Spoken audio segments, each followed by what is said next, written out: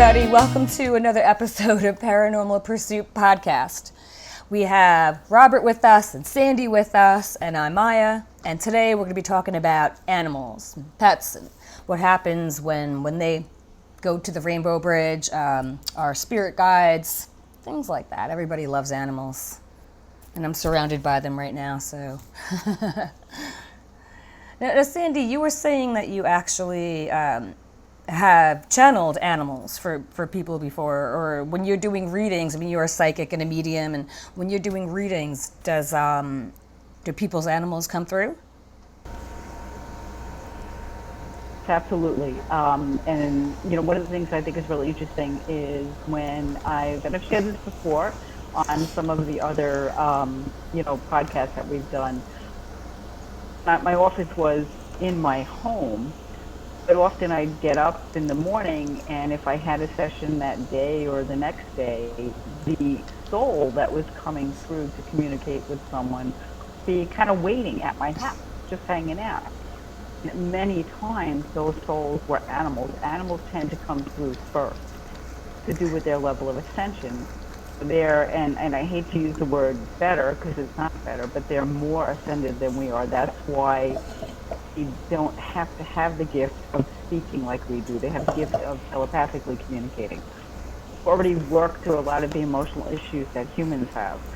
I laugh when I hear people say, well, animals don't have emotions. Oh, yes, they do. Yeah. Animals are people. Yeah, I'll give you that one. My cat right now is trying to get into the picture. I have a full house today. I'm watching my son's dog. I have mine. The cat and the dog are playing this cat and mouse thing that she'll go up to him and sniff him, and then when he tries to get too close, be like, shh. Also, you're asking me about animals when they come through. I said animals will usually tend to come through first before human souls are coming through in a lot of the readings. And it can be an animal that someone had, when they were a child. It could be a recent animal. It could be an animal that perhaps a neighbor had. Animals will be dominant in making connection with the soul that's there, or the person that's there, rather, to receive the reading. I mean, it's such a pure kind of love that we can't experience with other humans in that same way. I mean, maybe with a baby, but... It's unconditional love for the most part, yeah. Let me ask this. It's always fascinated me how animals can communicate. I have a little dog. She's very old. She's like almost 16. She'll be laying there, and all of a sudden she'll perk up and start to growl at something outside. It's silent out there, and then I'll see another dog just passing by that hadn't made a sound, 20, 30 feet away, or I'll see a squirrel in a tree. How do they know? Are they picking that up? So with each other, telecommunicating, you mean? Yeah. I mean, beyond that, actually. So they have the ability, as we do, many of us doubt not to alter and go through simultaneous realities. So animals, actually being at the level that they are in terms of ascension, can live in different fractals, different lives, their own lives. So they have a tremendous capability, and believe it, we do too, have this capability to know past, present, future. They are not bound by the time comprehension that we are. We have this concept that time is linear. It is not linear. It is not linear anywhere. It's simultaneous. Animals understand that. They're at the level of ascension where they understand that. That's why they know before you're walking in the door. They know, like in your example, that cat was going to be walking by it. That's what that is. Yeah, I mean, it's amazing how, I've brought my pugs with me on investigations before, and there have been the entities through EVPs that you heard clear as day, like, hey, who's here with me? And they'd say the animal's name. Is there a dog here? What's the dog's name? Did you hear what we were calling the dog? Monkey. They did just say monkey, didn't they? Did you hear what we were calling the dog? My one pug has seen ghosts before. She sees stuff all the time. But there was this one time when I was living in California that I was sleeping on the sofa because my sister was visiting, and my son was going away with her the next day to North Carolina to go camping. And it was like 3 a.m. and Dioge's like, doo-doo-doo-doo-doo. I look, and there's a little boy ghost sitting there. Just plain as day. He didn't seem to notice me or my dog. And then I had to go check on my son, so I'm like, I figured out that it was my son's little spirit guide that he used to play when he was younger, I guess, just there to protect him. But my dog saw it plain as day. And she'll just sit there and stare, like in corners for 20 minutes sometimes. So when my dog is doing that, so when my dog is doing that, just perking up and just staring at the wall or staring at something up the stairs, you're telling me they're seeing an entity up there? I think Dioge is when she looks like that, or my cat. Well, what do you think, Sandy? Like, they definitely see things that we can't see. I mean, I see my cat playing with orbs all the time. I don't know that it's orbs until I record it.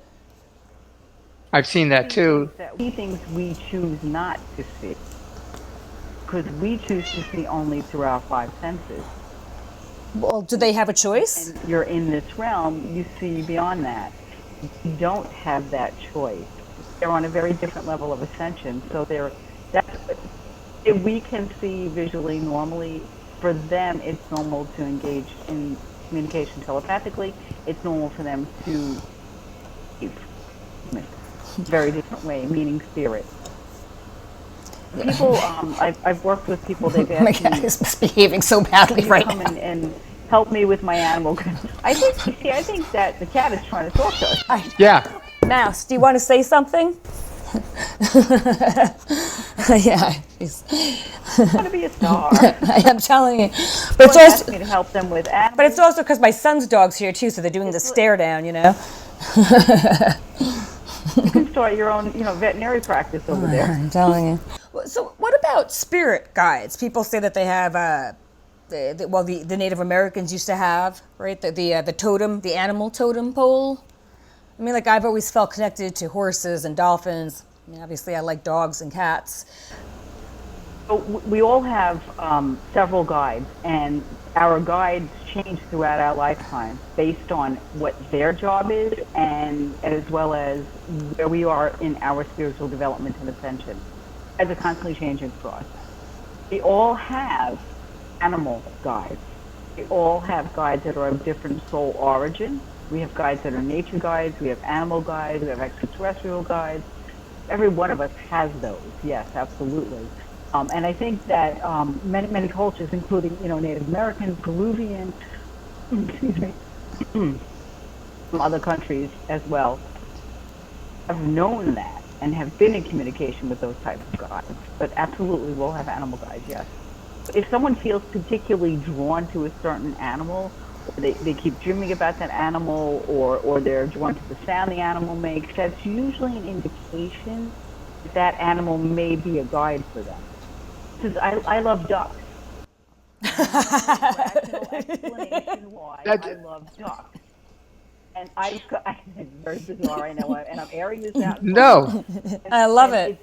I've come to understand, I've come to learn from Spirit working with me that in a previous existence, I actually was a farmer that worked, farmed ducks. I thought she was going to say she was a duck. Let's see, Robert, what would be your spirit guide animal? I'm very drawn. I love cats, but I'm really very drawn to birds. And we have a stray cat that I feed in the back all the time. And when she's done eating, I wait to see all the beautiful blue jays and a cardinal that comes once in a while. We've got, I don't even know what they are. I know there's some robins, but there's this other type of bird. They might be partridges. I have no idea. I'll have to look it up. I'm a city boy. But I love to see the blue jays come back there, and I can tell who's who. And for a while, there were two pigeons that would come, and they were mates because I took a picture, and they're the same ones. You can tell by the feather design. And there's just something about birds that always fascinated me. And they come to me if I'm outside. They're not scared. I'm almost like Snow White, when with your partridge. Is your partridge in a pear tree? Yeah, pretty much. But it's funny. I thought she was going to say ducks for some reason because when I went camping a long time ago and everybody was swimming in the lake and I was just lounging, whole family of ducks were like right by me, like they knew me. You know what I mean? They didn't feel threatened at all, and it was like really beautiful. And I took pictures of them, and they just stayed there for a while. So it must be birds. You know, I just love the sensation of flying. I'm a student, perpetual student pilot. There's just something about it that attracts me to the birds. That's it. To the birds. To the I birds. love it. That's fantastic.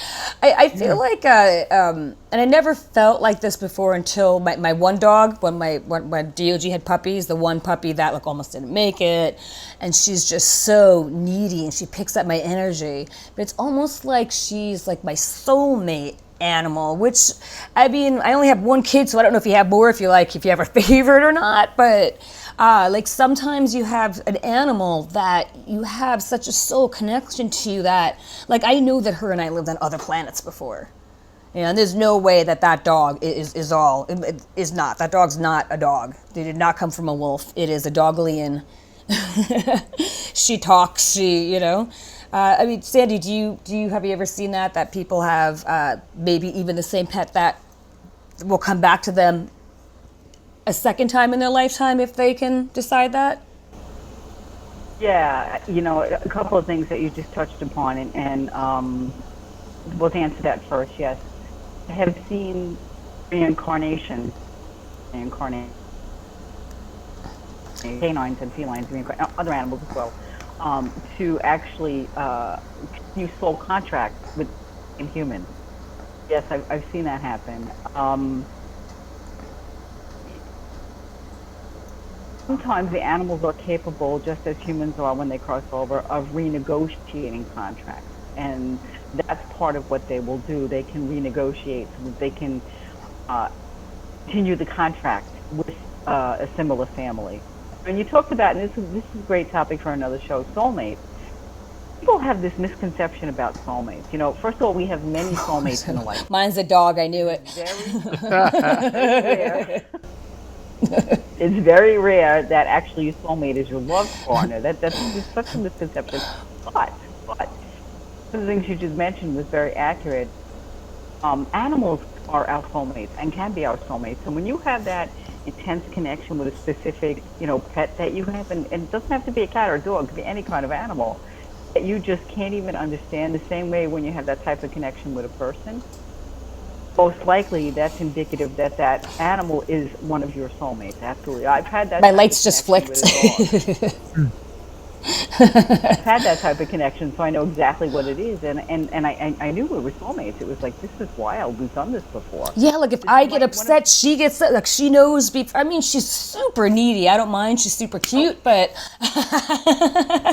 they're very empathic. So yes, they do yes. have a tendency to, and part of their job, actually, as an ascended being, is to absorb our emotions and our illnesses. Mm-hmm. We have to be careful with our animals because they literally, that's, as ascended beings, that's what they do. Yep. They can absorb our illness, and you'll notice that if you're sick, you can see your dog can get very sick. Mm-hmm. I'm talking people that have, diseases and terminal illnesses. Yeah, I mean, I can't let myself go down that emotional rabbit hole because my dog will start having an anxiety attack. She'll start, I'm like, I'm sorry, okay, I won't be upset anymore. Yeah. Do you think that? Do you think that there are animals that have? We were talking about hybrid humans. That there are some humans that have some ET DNA in them, or have lived on other planets before. What about animals? Absolutely. I have 3 dogs right now. 2 are rescues, and one I had. If you admit it, we purchased the dog, and the one that I have, and I know Maya, you've met her. You've met Mila. Mm-hmm. I have trained her to, absolutely, she has extraterrestrial origin in her. And I have trained her to do my readings and healings. She has literally, we talk to each other telepathically every day. When I was seeing people in the office, she would sit down here, she would wait till they got here, she would let me know they were coming without even hearing them or seeing them, she knew, and she would sit by my side. If somebody came into the office that had an entity or an attachment, she would sit between that person and myself. If she sat next to me, I knew that that person was clean and clear. Very interesting. We have a wonderful That is relationship. amazing. We're constantly talking, communicating all the time. And I know she's extraterrestrial. I know that she's part Palladian. I know that. We've done this before in other existences. So yes, the answer is absolutely yes to your question. So, Robert, what have you had as far as? Well, I felt connections with a cat that I had when I was a teenager. Mostly, it was that kind of thing where we were in tune. Cats aren't can be not the most affectionate animal, as they say, not like dogs. And this one just was always. It was almost like a dog, almost in the way it responded to me, in the way it did things, and fetched and was around me. I can't explain it, but what I wanted to really get into right now is the same dog that I just spoke about. She had a bad week last week where I actually made arrangements for her to be put down. That's how serious it got. She was sick. The vet said the kidneys are failing, and now she's back because she has 9 lives. It's not her time. And I mean, I was ready, and I don't want to see this dog suffer. She's such a little scutch, and so nervous and so sweet, and I just wanted her to go and not suffer one more day. And she's back the way she was almost. She's almost 16. I'm telling you, it's a long time. So what I kept thinking about as that date approached, it was going to be last Friday, is what happens. My thoughts suddenly started going to like, if they die, are they still with us? Will they be around us? Do they know that they're dead? Just like we've talked about, spirits allegedly, some spirits allegedly don't know that they're in another plane, And I didn't. It was saddening me to think that maybe she'd feel alone if she was somewhere else. If there is a somewhere else, do you see what I mean? Well, I want Sandy to definitely answer that, but I will say really fast because my sister's dog passed away, and I loved her, and her and my dogs were close. But the thing is, the day before that happened, Nika, a dog that I had to put down a few years ago, she was just around me. I was thinking about her, and then also my sister's other dog, Bear. He came into my mind, and also Butterflies, which just to my sister that represents him, because when that's around. And then it was within like less than 24 hours that my sister's dog died. And I knew that that's why then they were around to guide Daisy there, which, I mean, I'm sure, Sandy, that would make perfect sense to you. But look, I have the chills even. So I just experienced that dogs came around right before Daisy May died. A couple of things. So, again, because they are on a different plane of attention than we are, the animals, they are aware of death, and they're aware of impending death for humans, for other animals. And, they also have, so Robert, your question, the process for them is exactly the same as it is for us. Greeters come, but their greeters can be animal and or human to greet them. Just like greeters for us can be animal and or human to come get us. It's the same process. They go through those 8 to 10 different levels on the other side. They ascend the same way we do, except they're at a different level of ascension. They're more highly ascended than we are. Same with that process. Can they get stuck? Can they get confused? Absolutely. Just like we spoke about in the last podcast, yes. Well, if you were, the concerns that you were having, and I'm glad that your dog is still around, the concerns that you were having, you can actually connect with them and manifest with them. They understand and they find their way on the other side. Because they're so much more ascended than we are, they can do that much more quickly than we can. We can actually help guide them. So Sandy, my sister didn't think that her dog wanted to go because her mind was still perfect. Just her body she couldn't even walk anymore, and she couldn't. So when you say you don't think she wants to go, can our emotions still keep them here? Because my sister had said to her, Daisy May, like, if this is your time and you want to go, that's okay. And within 10 minutes, she died. It's like humans. I mean, it's exactly the same. We have to let them know that we're okay, that it's their time to go. Right. Like you would with a family member. Yeah. Exactly. And I remember Daisy and Bear. I met them when we Yeah, were there. yeah. So Daisy, yeah, and you can imagine her mind, like she's very wolf-like, very. Yeah, so I mean, Robert, I would talk with her too and be like, I want you to stay for as long as you want to stay. You let me know. Oh yeah. You let me know when, and it's okay Right. if you're in pain, if you have to, because she may just go in her sleep the way Daisy did. I don't know. I mean, Is what I would prefer anyway. mhm. Yeah. But Maya's absolutely right, Robert. I mean, for anybody, all of us, you want to talk to the animal and let them, because they will tend to hang on because of our emotions that they're empathically absorbing. You want to let them know it's okay. If you have to go, I'm okay with that. I just want you to be at peace. I want you to be comfortable. It's okay. I let you go. It's so important to let them know that. Absolutely. Okay, so let's say somebody wants to get a new pet. Uh, what do you think what do you think somebody could do on a spiritual, psychic level? Because how do you know when that connection is the right one? Is there anything somebody can do? Or they're going to go adopt a dog and. Yeah, it's actually a good question. We rescued two little ones, and I got to tell you, you would have thought I was adopting an entire household of children.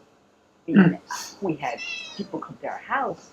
We had to have our dog meet them. We had to go there. It was amazing what they did. I mean, it's wonderful that they were protecting the animals, make sure they were being adopted to a good home. But from a spiritual perspective, I think whether you're adopting an animal, you're going to dog sit, or you're actually going to purchase an animal. But just as we need to know if our energy melds with another person, another soul, the same thing with an animal. What I would recommend is that you actually either one or both of these things go into meditation and really ask the other side. So, this is what I want to do. Point me in the right direction, literally. So, what do you think about spiritual animals, the ones that we can't see? Like there have been talks of people that they've gotten scratched or things like that have happened before. Or, I mean, I mean, like your bite? yeah, I mean, that would be a good example. But even other people, like when they've done investigations, they've gotten big scrapes on them. That doesn't look like a human nail. That doesn't, and not that, I don't like going down that too deeply, but at the same time, because also, like, can they attack our animals? So yes, as we've discussed in other podcasts, it's duality. So there's positive and negative energy. So that comes through. There is our lower vibration. We've discussed this already before. It's the same thing with animals. It could be animals that are of a lower vibration, and meaning that their energy is really quite negative and with harmful intent. And can they harm you animals? I've actually had an experience with that here, not with my dogs, but on the exterior, where I literally saw a soul, an animal, literally, which appeared to me, I think, and I wasn't quite sure, but the way it appeared to me as its form was in animal form, even though it was a soul, and it took on a form, and it looked to me like it was a bat. I know it wasn't a live bat. It wasn't in present form. It wasn't here currently. And I saw it actually kind of swoop down, and there was, I'm like, Ace Ventura here. We've got fear. We've got everything in fact. And I saw it actually swoop down and literally in soul form, in light, and attack a bunny that was there. Now, bunny, I was able to see the bunny. The bunny was running, but the bunny had of course, like its whole back, like just this mark. Now, to the naked eye, was nothing that could have been seen. Right. I saw the element as in its soul form and spirit. So why would it want to attack the bunny? To get its energy, maybe? Why did the entity bite you? It was directed by somebody higher, I think. I think it was somebody's evil pet. Or it's fulfilling a contract or a soul purpose. It has a lower vibration. It's funny, my lights just flashed again. We had a lot of that last time. Right, I know, exactly. Exactly. Yes. No, but again, to not to minimize that, but to also let people know. And I say this all the time. There are universal laws on the other side, and you have to know nothing can happen to command it that it doesn't. But protect it if you believe it. Do you think that works with wild animals too? Because you have like those yogis that have had those stories that, like a wild lion and they just went into a meditative state and lion was sitting next to them the next thing you knew.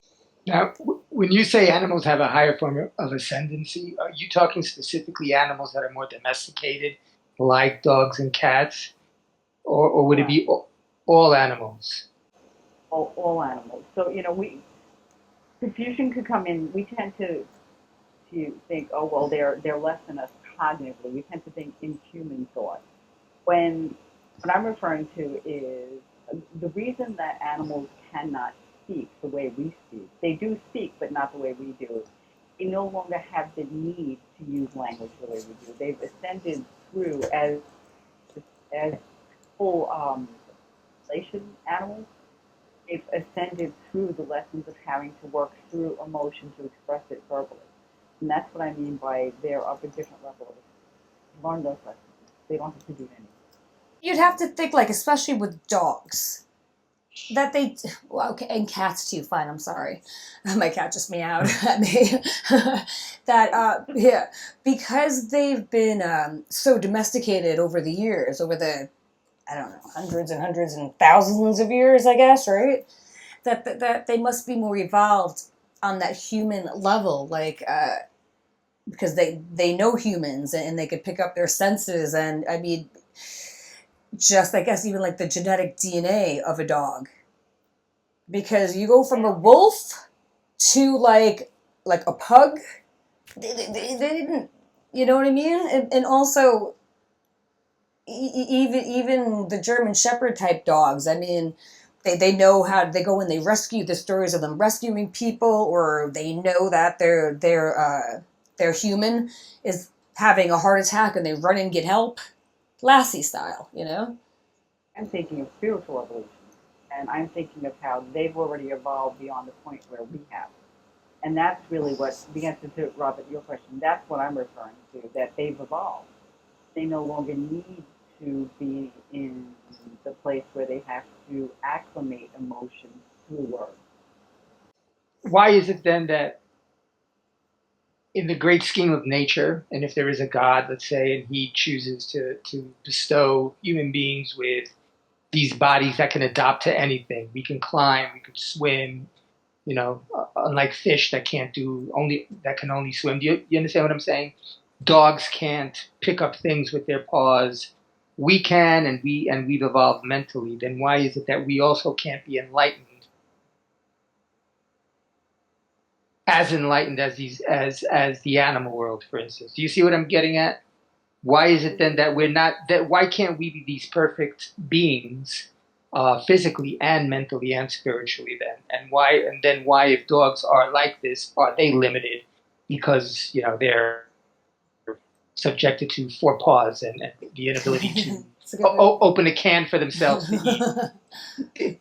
I'm just trying to grasp that part of it, because I see, people like the two of you and like Angelique, it's very rare to be that in tune with your spirituality.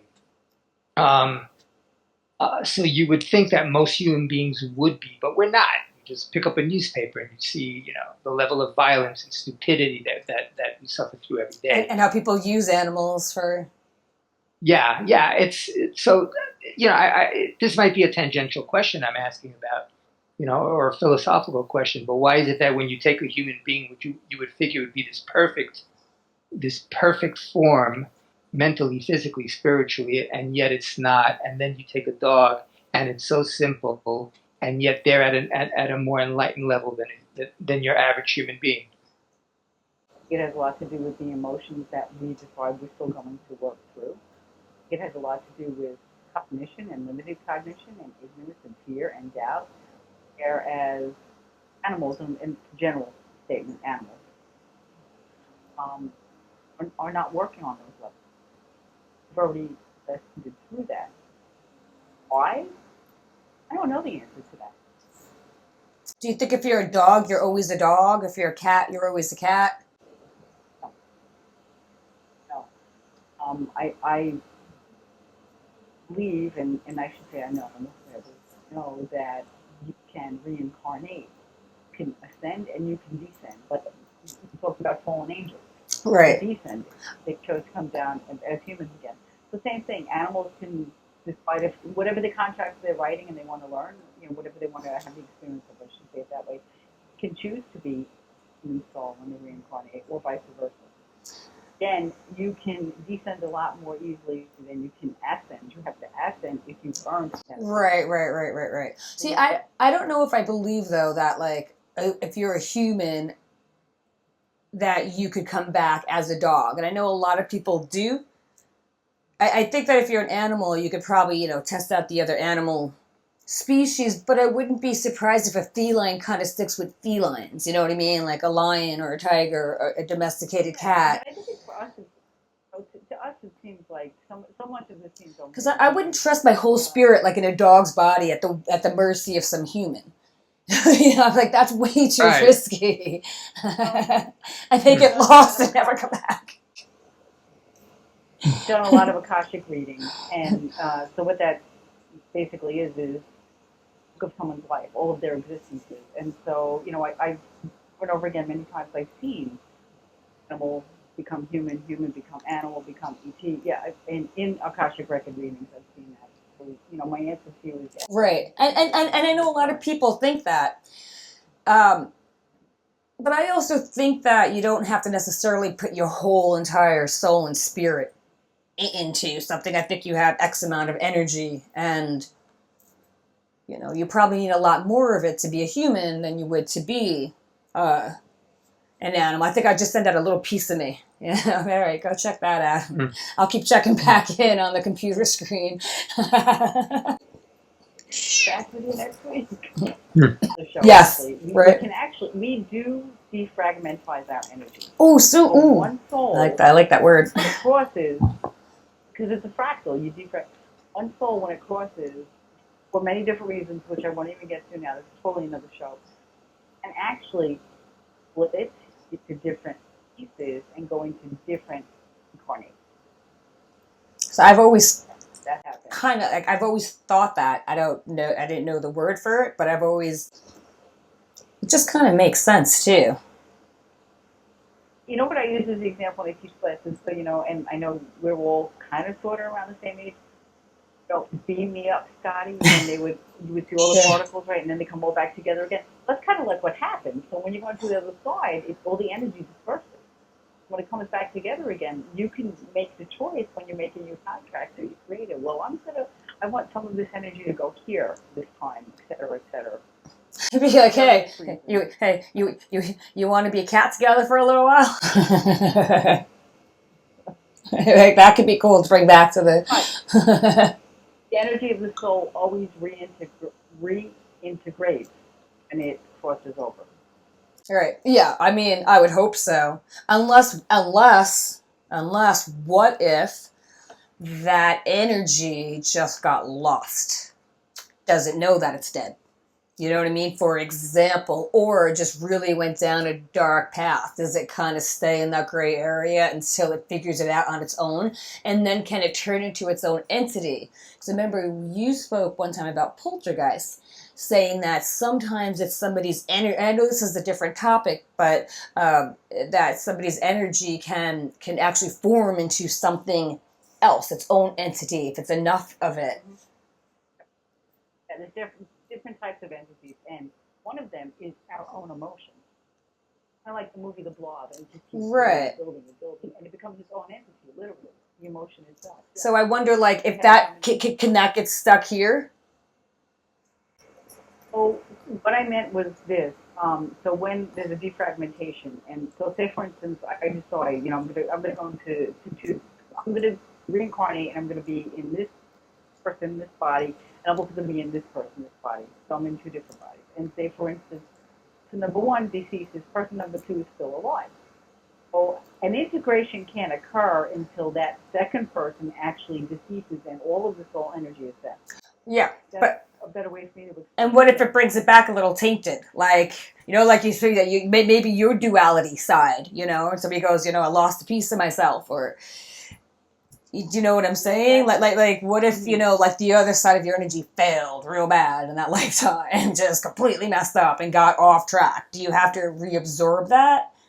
And like, if you're the type of soul, animal or not, that you don't know that you're dead, does it kind of just linger here until?